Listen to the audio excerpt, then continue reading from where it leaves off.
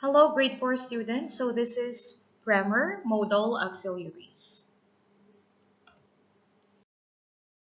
Objectives are recognize and use modal auxiliaries and differentiate the purpose of each modal auxiliary verb.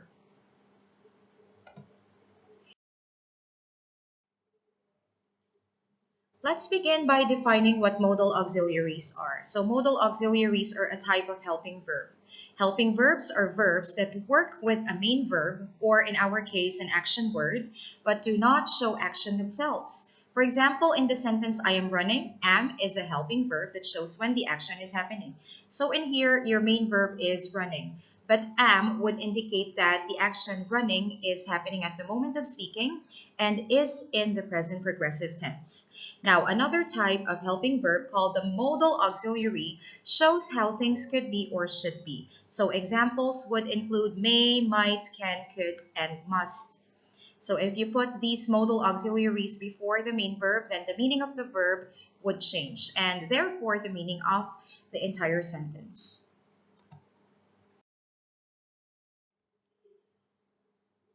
Now let's have a look at different examples of modal auxiliary verbs, sentences where they appear, and their meanings. So let's begin with modal auxiliaries may and might. For example, you may get lost in the Antarctic wilderness. So in this case, the action could take place but is not likely to. It may or may not happen. Next one, you have the modal auxiliary can.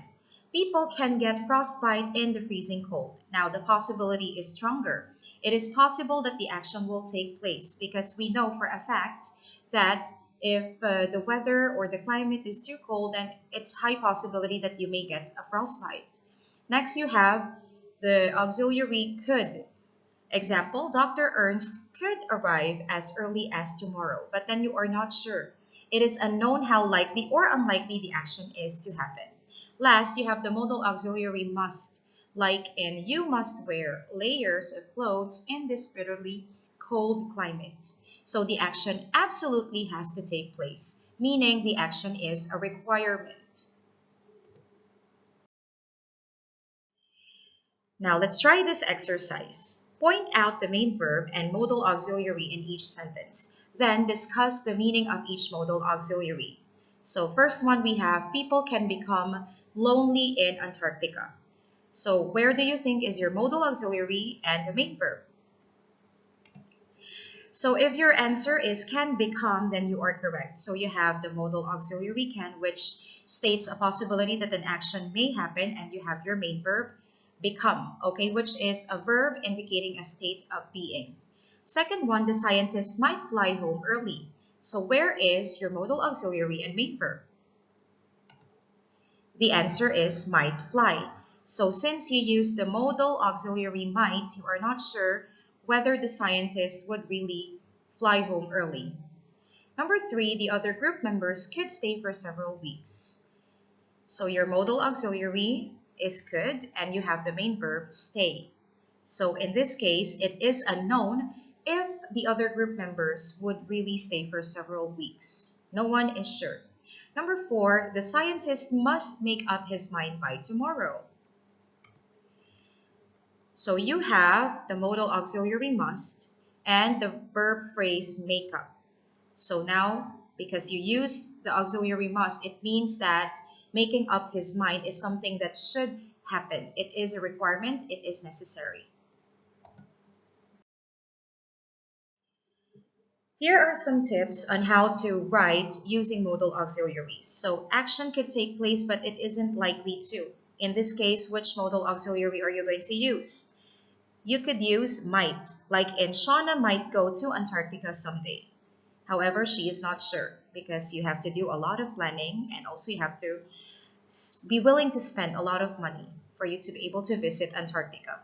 Now, if the action absolutely has to take place, then you can say Dr. Patilio must fly to Antarctica today.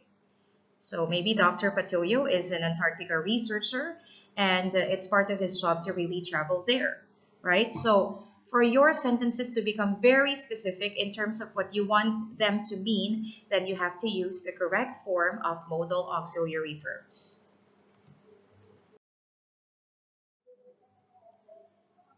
So now let's practice.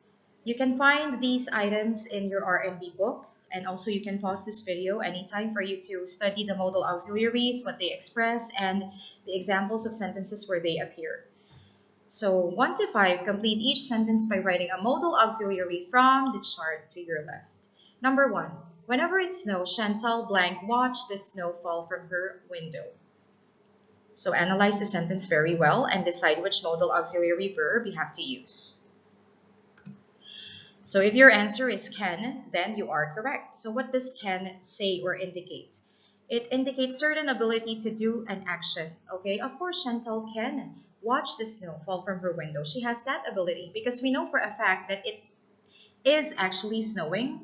And whenever it snows, this is one of the activities Chantal is doing. Number 2, she wonders whether she blank visit the Arctic someday. She wonders, so she is not sure about whether she would visit the Arctic or not. So what modal auxiliary verb should you use? If your answer is might, then you are correct. Okay, so might expresses a possibility that an action will happen. So either she goes to the Arctic someday or she doesn't. Now you can work on items 3, 4, and 5.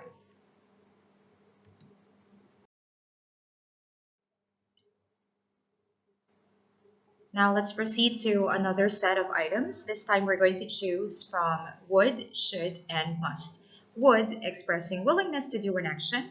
Should, that the action probably ought to happen. And must, that the action absolutely has to happen. So you can pause this video so you can study the examples and other sentences where these modal auxiliary verbs appear.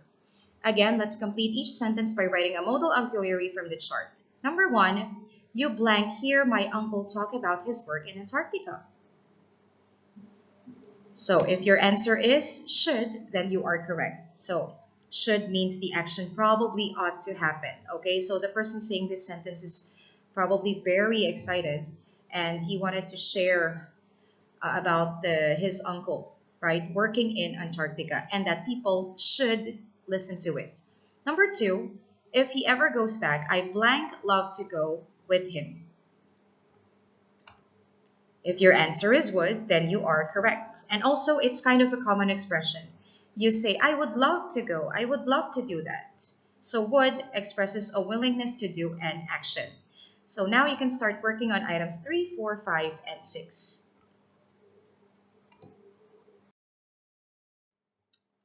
Last, circle the modal auxiliary in parentheses that clearly expresses the idea in the sentence. Remember that you have to stick to your purpose. You have to look at the overall meaning of the sentence and decide which modal auxiliary would best fit. 1, today our teacher told us that we may or must write our term papers on Antarctica. It's a class requirement. It's a term paper you have to submit for school. So what do you think is the correct modal auxiliary to use? The answer is must, because it absolutely has to happen. Number 2, you all will or can do research at the library or online, so use whichever you prefer, our teacher said. Now, you're given an option. So it's either you do the research in the library or you do it online. So what modal auxiliary verb is best to use in this sentence? So the answer is can. Can expresses ability to do something, in this case researching either in the library or online. So you can work on items 3, 4, 5, and 6. You can check out more in our references, Journeys 2017, Student Book, Reader's Notebook, and Grab and Go resources. I will see you in the next video.